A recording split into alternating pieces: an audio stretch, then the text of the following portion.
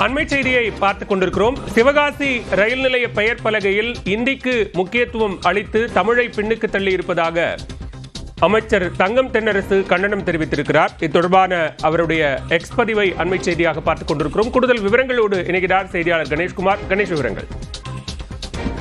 சிவகாசி ரயில் நிலையத்தில் சமீப நாட்களாக அந்த பெயர் பலகை என்பது நடைமேடையில் இருக்கக்கூடிய அந்த பெயர் மாற்றம் செய்யப்பட்டு வருகிறது. ஏற்கனவே இருந்த பெயர் பலகையில் சிவகாசி என்பது மையமாக, அந்த சிவகாசி என தமிழில் எழுதப்பட்ட எழுத்துக்களானது அந்த பெயர் பலகையின் மையத்தில் பெரிய அளவில் இடம்பெற்றிருந்தது.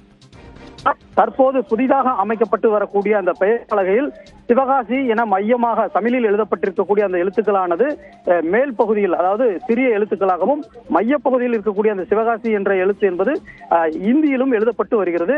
இதற்கு தனது கடும் கண்டனத்தை தெரிவித்திருக்கக்கூடிய தமிழக நிதியமைச்சர் தனது எக்ஸ் தள பக்கத்தில் பல்வேறு பதிவுகளை தெரிவித்திருக்கிறார். குறிப்பாக அவர் வெளியிட்டிருக்கக்கூடிய அந்த எக்ஸ் தள பதிவில் சிவகாசி ரயில் நிலைய பெயர் பலகையில் தமிழை பின்னுக்கு தள்ளி இந்திக்கு முக்கியத்துவம் அளித்திருப்பது வன்மையாக கண்டிக்கத்தக்கது என தனது கண்டனத்தை தெரிவித்திருக்கிறார். மேலும் மக்களின் மொழி உணர்வுகளை மதிக்காமல் தென்னக ரயில்வே மேற்கொள்ளும் இத்தகைய மறைமுக இந்தி திணிப்பு முயற்சிகளை உடனடியாக கைவிட வேண்டும் எனவும் வலியுறுத்தியிருக்கிறார். பாலா, விவரங்களுக்கு நன்றி கணேஷ்குமார்.